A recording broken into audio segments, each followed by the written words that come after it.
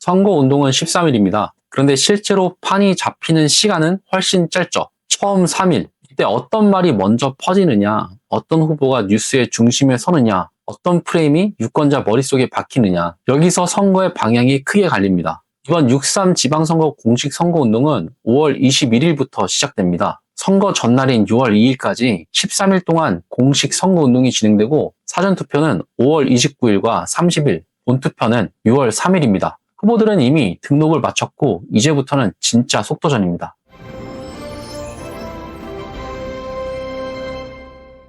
안녕하십니까. 김민수의 바른정치연구소입니다. 여기는 보수 채널도 아니고 진보 채널도 아닙니다. 정치를 진영이 아니라 올바른 기준으로 보자는 채널이죠. 오늘은 공식 선거운동이 시작되면 왜 첫 72시간이 중요한지 살펴보겠습니다. 선거가 시작되면 가장 먼저 보이는 건 유세차입니다. 로고송이 나오고 후보들이 시장에 가고 출근길 인사를 하고 당 지도부가 지원 유세를 다니죠. 겉으로는 모두가 바빠 보이죠. 하지만 선거의 진짜 경쟁은 조금 다른 곳에서 벌어집니다. 이 선거를 어떤 선거로 규정할 것인가, 그 싸움이죠. 민주당은 이번 선거를 이재명 정부 초반에 안정론으로 끌고 가고 싶을 겁니다. 출범 1년을 앞둔 정부가 제대로 일하려면 지방 권력도 함께 가야 한다는 메시지죠. 중앙정부와 지방정부가 같은 방향으로 움직여야 지역 예산도 정책도 민생도 빨라진다는 논리죠. 반대로 국민의힘은 견제론을 키우려 할 겁니다. 지방 권력까지 야당이 독식하면 균형이 무너진다는 메시지죠. 중앙정부가 강할수록 지방에서는 견제가 필요하다는 논리로 갈 가능성이 크죠. 이 두 프레임은 이미 익숙해요. 민주당은 안정, 국민의힘은 견제. 그런데 문제는 지방선거가 그렇게 단순하지 않다는 거죠. 유권자는 대통령만 보고 투표하지 않습니다. 시장, 구청장, 도지사, 교육감, 지방의원까지 한꺼번에 보죠.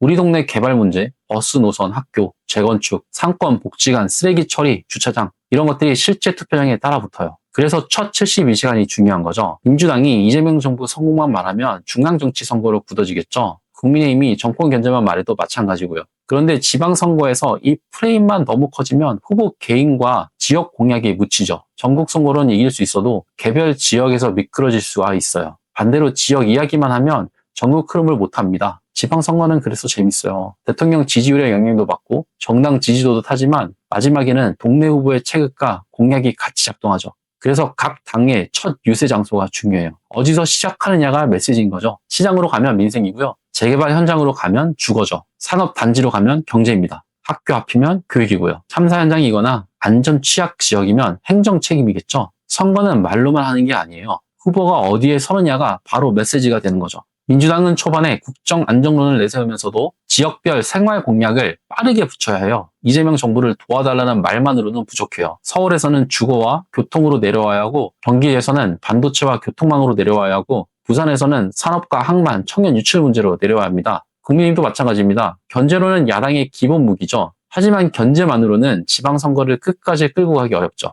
유권자들은 견제도 원하지만 동시에 자기 동네를 바꿀 사람을 찾고 있는 거죠. 정부를 견제하겠다는 후보가 지역도로 하나, 재개발 구역 하나, 학교 문제 하나 제대로 설명하지 못하면 설득력이 떨어지겠죠. 견제론을 지역 문제와 붙여야 하죠. 여당 독주를 막겠다 해서 끝나는 게 아니라 그래서 이 지역 예산과 행정을 어떻게 다르게 하겠다 이걸로 가야 하겠죠. 첫 72시간에는 후보들의 실수도 크게 보여요. 선거운동 초반에는 언론과 유권자의 시선이 집중되겠죠. 말실수 하나, 현장 대응 하나, 과거 논란 하나가 크게 번질 수 있어요. 후보 등록 직후에는 재산, 병력, 정과, 세금, 체납 같은 정보도 공개돼요. 상대 캠프는 그중에서 공격 포인트를 찾죠. 초반에 한번 프레임이 잡히면 후보가 설명할 시간이 부족해지는 거예요. 13일은 생각보다 짧죠. 한번 검증 논란 후보로 찍히면 정책을 말할 기회가 줄어드는 거예요. 한번 준비 안 된 후보로 보이면 미세를 아무리 돌아도 이미지 회복이 쉽지 않죠. 그래서 각 캠프는 첫 3일 동안 공격보다 방어에도 신경을 많이 씁니다. 후보 발언 관리, 과거 자료 점검, 지역별 메시지 통일, 지도부 지원 유세 동선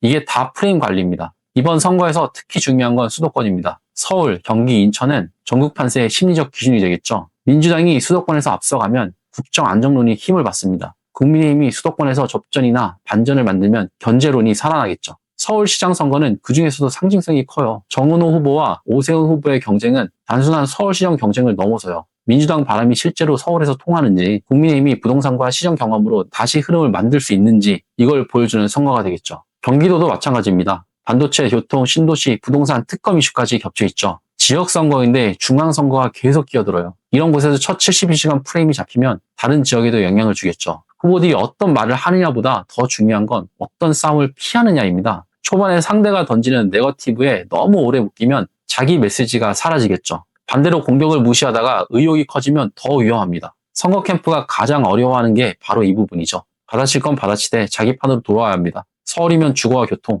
경기면 산업과 교통망, 부산이면 경제와 청년, 전북이면 공천 갈등과 지역 자존심, 평택을이면 중앙정치 선수들이 지역 선거를 얼마나 흔드는지 각 지역마다 판이 다릅니다. 공식 선거 운동이 시작되면 전국이 하나의 선거처럼 보이지만 실제로는 수백 개의 선거가 동시에 돌아가죠. 광역단체장 선거가 있고 기초단체장 선거가 있고 지방의원 선거가 있습니다. 교육감 선거도 따로 움직이고요. 유권자는 투표장에서 여러 장의 투표용지를 받아요. 후보 이름, 지역 평판, 공약, 논란, 정당 이미지 이런 게 한꺼번에 섞이는 거죠. 그래서 첫 72시간은 후보를 소개하는 시간이 아니라 후보를 규정하는 시간이 되겠죠. 민주당 후보는 정부와 함께 일할 사람으로 보이려 할 거고요. 국민의힘 후보는 독주를 막고 지역을 지킬 사람으로 보이려 할 겁니다. 개혁신당이나 무소속 후보들은 거대 양당에 실망한 표를 노릴 거고요. 특히 다자구도 지역에서는 초반 프레임이 더 중요하겠죠. 후보가 많으면 유권자는 모든 후보를 자세히 보지 못해요. 처음 각인된 이미지가 오래가죠. 평택을 같은 지역은 더 그렇습니다. 민주당, 국민의힘, 조국혁신당, 무소속, 진보정당 후보가 섞이면 단순한 양자구도가 아니죠.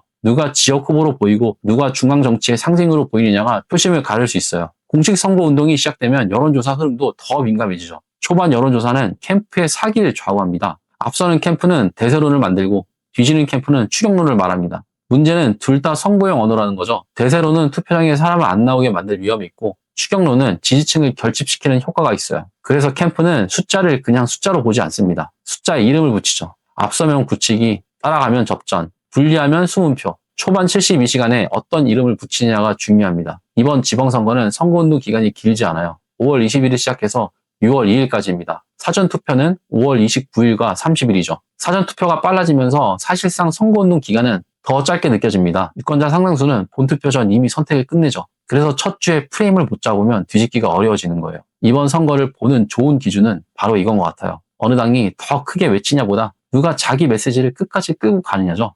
민주당이 안정론을 말한다면 지역 성과로 내려와야 하고요. 국민의힘이 견제론을 말한다면 지역 대안으로 내려와야겠죠. 개혁신당과 무소속 후보들이 양당 심판을 말한다면 그 심판 이후 무엇을 할지 보여줘야 하죠. 첫 72시간은 결국 선거의 첫 문장입니다. 첫 문장이 흐리면 끝까지 흐리죠. 첫 문장이 선명하면 유권자가 후보를 기억하죠. 이번 선거에서 각 당이 어떤 첫 문장을 꺼낼지 봐야 해요. 정부를 밀어달라로 갈지, 독주를 막아달라로 갈지, 지역을 바꿔달라로 갈지, 양당 말고 다른 선택을 해달라로 갈지 말은 다 나올 겁니다. 중요한 건 그 말이 지역 현실과 붙어 있느냐죠. 유세차는 지나가고 로고송은 멈춥니다. 하지만 지역 문제는 선거가 끝나도 남겠죠. 그래서 첫 72시간에 잡히는 프레임이 중요한 거고요. 그 프레임이 허공에 떠 있으면 금방 사라지고 생활 문제와 붙으면 오래 가겠죠. 이번 선거는 이제 시작이에요. 진짜 승부는 누가 더 큰 소리를 내느냐가 아니라 누가 자기 선거를 더 빨리 규정하느냐에서 갈릴 겁니다. 오늘 내용이 여러분의 생각 정리에 도움이 되셨다면 누구 편을 들어서가 아니라 같은 기준으로 정치를 보자는 취지로 이 영상을 널리 공유해주세요.